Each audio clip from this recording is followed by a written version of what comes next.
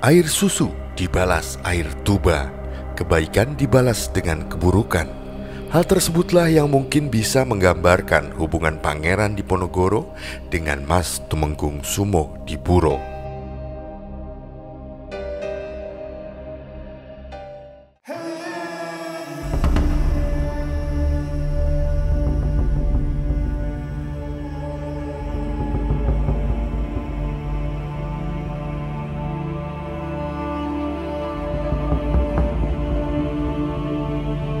Dalam beberapa perjalanan belakangan ini, Senyum Indonesia beberapa kali mengangkat kisah seputar Perang Jawa ataupun Perang Diponegoro.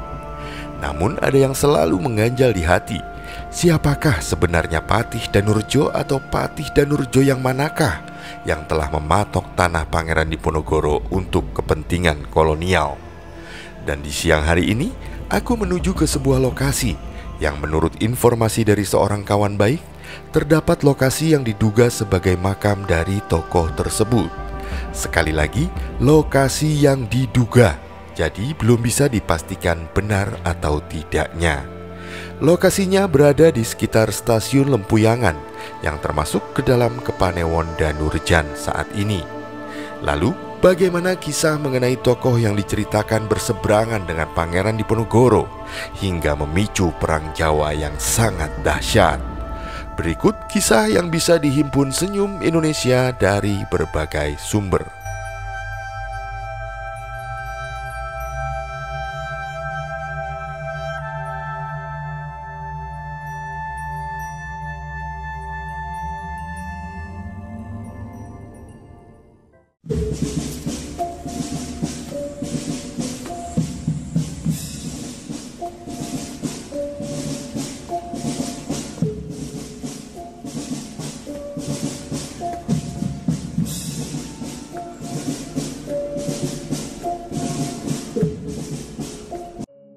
Salah satu penyebab meletusnya Perang Jawa atau Perang Diponegoro yang berlangsung sejak tahun 1825 hingga tahun 1830 adalah dipatoknya tanah milik Pangeran Diponegoro untuk dibuat jalan tanpa sepersetujuan dari Pangeran Diponegoro. Dan tokoh yang melakukan pematokan tersebut adalah Patih Danurjo. Siapakah Patih Danurjo yang dimaksud? Setelah dilakukan penelusuran, ternyata sistem pencatatan sejarah mengenai nama Patih Danurjo yang terlibat dalam Perang Jawa ini memiliki perbedaan satu sama lain. Dan nama yang terkait dengan Perang Jawa tersebut adalah Raden Tumenggung Sumodipuro yang menjadi patih di Kesultanan Yogyakarta mulai tahun 1813 hingga tahun 1847. Tumenggung Sumodipuro menggantikan Mas Tumenggung Sindunegoro yang diangkat oleh Sri Sultan Hamengkubuwono II, tetapi masa jabatannya tidak diakui oleh Inggris. Beberapa pihak mencatat Tumenggung Sindunegoro sebagai Danurjo ketiga dan Tumenggung Sumodipuro sebagai Danurjo keempat. Pihak Keraton Jogja sendiri dalam laman resminya mencatat Tumenggung Sumodipuro sebagai Patih Danurjo ketiga. Untuk menghindari kerancuan, maka Senyum Indonesia hanya akan menyebutnya dengan nama Tumenggung Sumodipuro. Dalam buku Percakapan dengan Diponegoro, dijelaskan jika dalam pengasingannya di hari Kamis tanggal 20 Mei 1830, Letnan Kenorle berkunjung lagi ke kabin Pangeran Diponegoro. Melihat Letnan Kenorle datang, wajah Pangeran Diponegoro berseri-seri, kemudian mengajaknya berbincang sambil menunggu sarapan pagi bersama. Pangeran Diponegoro memulai percakapan dengan menceritakan tentang Tumenggung Sumodipuro. Pangeran Diponegoro bercerita tentang karir Patih Yogyakarta ini. Pangeran Diponegoro mengatakan bahwa Sumodipuro sebenarnya berasal dari keluarga biasa-biasa saja. Sumodipuro mengawali karirnya sebagai Bupati Japan dan setelah tahun 1838 berubah menjadi Mojokerto. Wilayah ini dekat dengan Surabaya, Jawa Timur. Pangeran Diponegoro melanjutkan ceritanya bahwa Sumodipuro kehilangan jabatannya tersebut setelah Inggris berkuasa di Jawa. Setelah kehilangan jabatan, Tumenggung Sumodipuro akhirnya mengadu nasib ke Yogyakarta dan menetap di Yogyakarta. Pangeran Diponegoro mengatakan karena bantuan rekomendasi dari dirinya lah mantan Bupati Japan tersebut akhirnya diangkat sebagai Patih Yogyakarta pada tanggal 3 Desember 1813. Tumenggung Sumodipuro merupakan satu-satunya patih yang bukan berasal dari keturunan Danurejan atau Patih Danurejo I. Pengangkatan Mas Tumenggung Sumodipuro menjadi Patih Yogyakarta ini dikarenakan Patih Danurejo sebelumnya sudah semakin berusia lanjut, sehingga harus diganti agar segala urusan yang berkaitan dengan pemerintahan Yogyakarta menjadi lancar. Patih sebelumnya memang saat diangkat menjadi patih pada tahun 1812 telah berusia 70 tahun dan memang sudah tidak cakap lagi memegang segala urusan pemerintahan. Jabatan patih adalah jabatan yang berdiri di dua kekuasaan, harus bersetia kepada raja dan juga harus bersetia kepada kolonial. Karena sebab itulah, patih merupakan jabatan strategis dan biasanya lebih mementingkan kebutuhan kolonial daripada kepentingan keraton. Sepanjang sejarah Kesultanan Yogyakarta, tercatat hanya Patih Danurejo I yang dianggap sebagai patih terbaik sepanjang masa. Karena walaupun disumpah untuk melayani kepentingan kolonial, tetapi Patih Danurejo I lebih suka mengabaikan kepentingan tersebut dan lebih mengutamakan kepentingan Kesultanan Yogyakarta di bawah kendali Sultan Mangkubumi. Menjelang meletusnya Perang Jawa, Residen Yogyakarta yaitu John Crawford mendesak Sultan Hamengkubuwono III agar segera mengganti Patih Danurejo yang telah sepuh. Ada dua nama yang muncul saat itu, yaitu Pangeran Dipokusumo yang didukung oleh Pangeran Diponegoro, tetapi ditolak oleh Sultan Hamengkubuwono III karena dahulu Pangeran Dipokusumo pernah menentang Sultan ketiga. Pertimbangan Sultan Hamengkubuwono III yang lain karena Pangeran Dipokusumo telah lanjut usia. Usianya kala itu telah mencapai 60 tahun. Pilihan kedua adalah Raden Tumenggung Pringgodiningrat. Tokoh ini telah menjabat sebagai Patih Jero. John Crawford merekomendasikan tokoh ini, tetapi Pangeran Diponegoro menolaknya. Saat itu Pangeran Diponegoro memang menjadi orang penting di Keraton Yogyakarta karena bertindak selaku penasehat politik ayahandanya yaitu Sultan Hamengkubuwono III. Setelah dua calon ditolak oleh Sultan Hamengkubuwono III dan juga oleh Pangeran Diponegoro, proses pergantian patih berhenti untuk sesaat.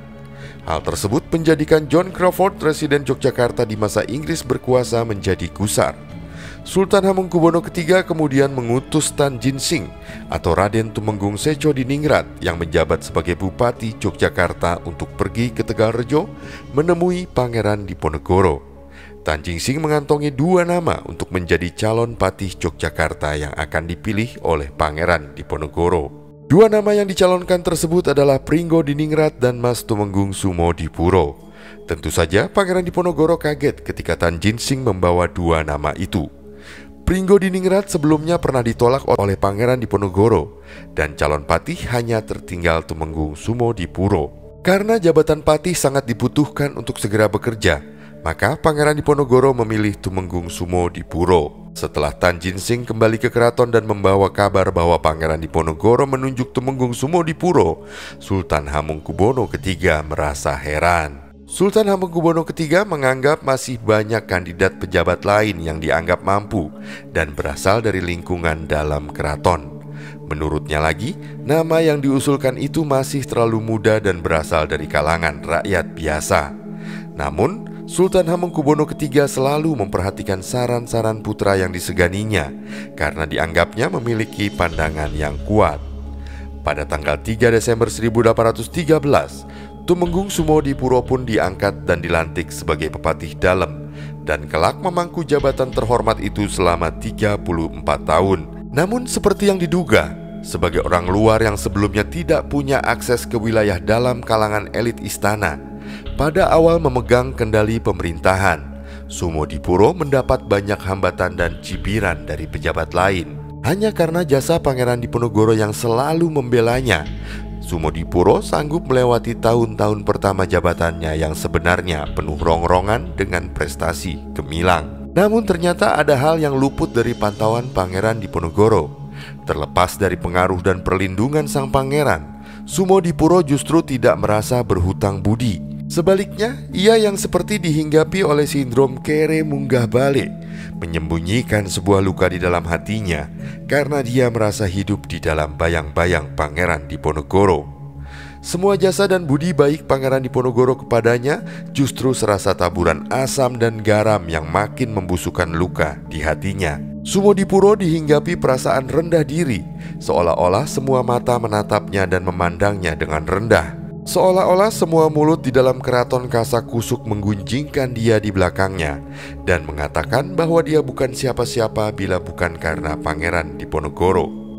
Sumodipuro kemudian terobsesi untuk membuktikan bahwa dirinya tidak seperti apa yang dipikirkan oleh orang. Dia yakin dia bisa, dia mampu, dan dia hebat, meskipun tanpa campur tangan Pangeran Diponegoro. Ketika pada tahun 1816 Sultan Hamengkubuwono III mangkat dan digantikan oleh Sultan Hamengkubuwono IV yang terbilang masih anak-anak, sang patih dengan mata gelapnya mulai menunjukkan sifat aslinya. Keberadaan Pangeran Diponegoro yang lebih banyak meninggalkan istana dan tinggal di Tegalrejo membuatnya lancang berani menggantikan pejabat-pejabat bawahannya dengan para penjilatnya dan mulai merumuskan berbagai kebijakan yang merugikan rakyat. Karena merasa patron pelindung yang sebelumnya mulai menjauh, Sumodipuro pun mencari sosok pelindung lain yang celakanya ditemukan pada pemerintah kolonial. Pihak yang sebenarnya hanya berkepentingan untuk memanfaatkan keraton sebagai alat untuk mencapai keuntungannya sendiri. Untuk memuaskan luka hatinya, Sumodipuro rela menggadaikan jiwanya menjadi antek pihak kolonial. Naskah-naskah Jawa pada zaman itu mulai menggambarkannya sebagai seorang yang tidak baik dan rusak. Sumodipuro mendapat julukan setan Kulambi Manungso, yaitu setan berbaju manusia yang merampok uang rakyat sembari duduk manis di singgasananya.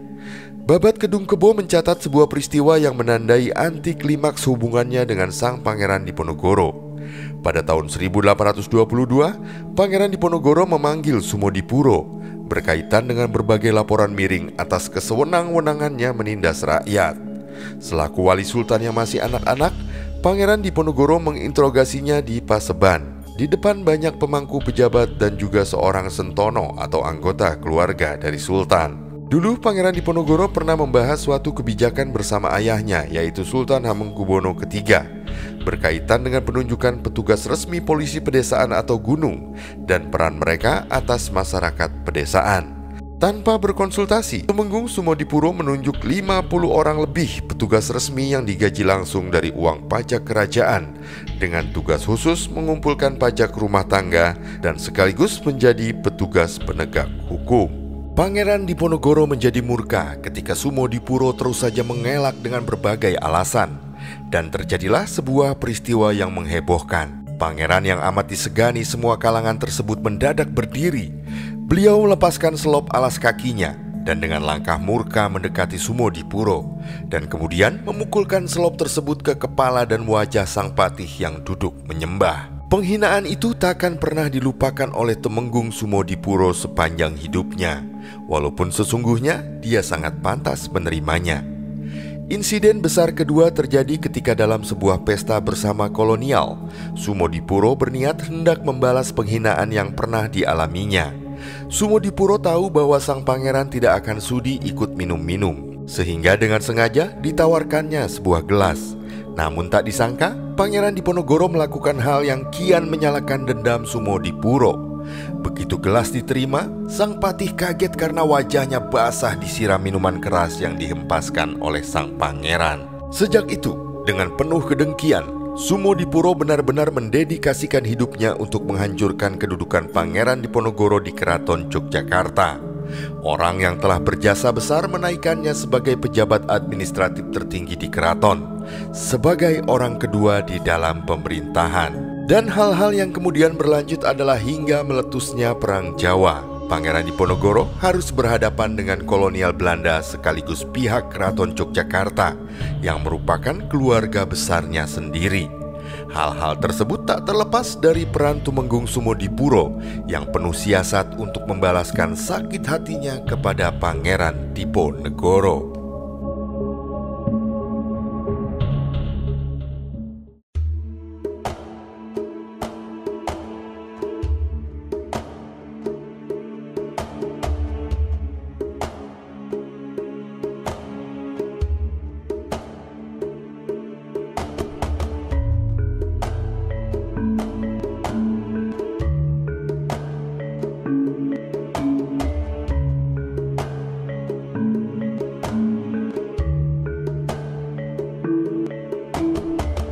Dan kembali berdasarkan informasi dari seorang kawan baik yang mengatakan jika terdapat makam Patih Danurejo IV atau Patih Danurejo ketiga menurut catatan Keraton Yogyakarta di sekitaran Lempuyangan, maka aku pun segera menuju ke lokasi yang diinformasikan. Beberapa sumber lain menyebutkan jika Tumenggung Sumodipuro diasingkan kembali ke Mojokerto hingga akhir hayatnya. Sekali lagi, agar tidak rancu dalam hal penamaan, yang aku ingin ketahui adalah makam dari Tumenggung Sumodipuro atau yang menurut catatan Keraton Yogyakarta adalah Patih Danurejo ketiga.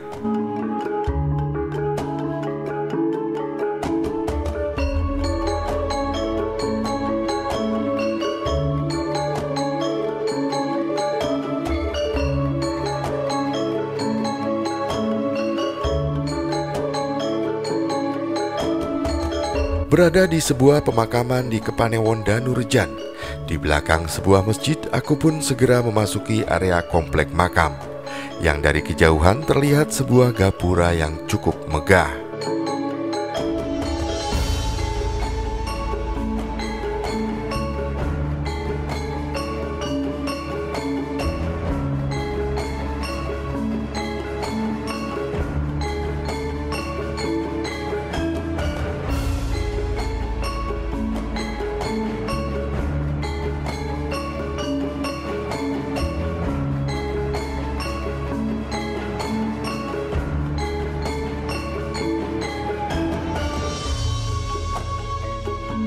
Komplek makam ini cukup luas dengan beberapa cungkup yang masih terlihat gagah.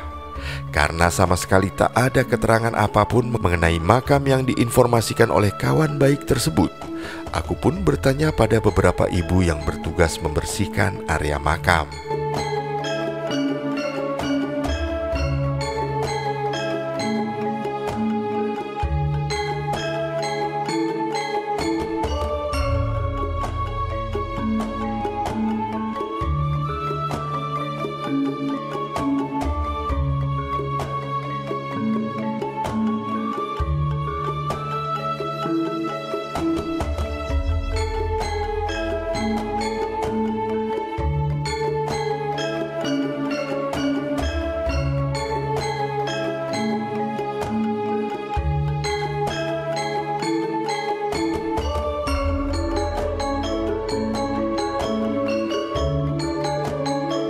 Para ibu kemudian mengantarkanku pada sebuah cungkup kecil yang tampak sudah usang dan penuh dengan kerusakan.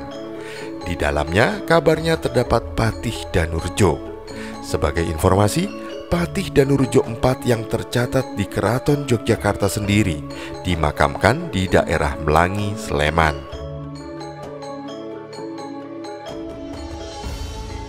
Melihat kondisi cungkupnya, aku tak begitu yakin. Namun, aku pun tak tahu apa yang terjadi setelah Patih Danurejo III ini tiada. Apalagi jika menyimak sepak terjangnya selama hidup dan menjabat sebagai patih.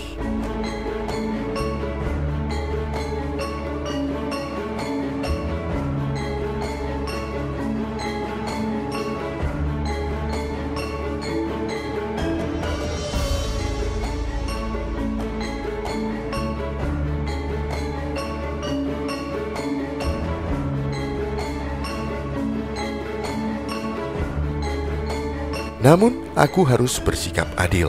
Aku pun berdiam diri dan menghaturkan hormat serta harapan kebaikan tercurah pada siapapun yang berada di lokasi ini. Hanyalah Sang Maha Gusti yang berhak mengadili dengan segala kasih dan sayangnya, dan manusia hanya menjalani takdir yang tak bisa dielakkan.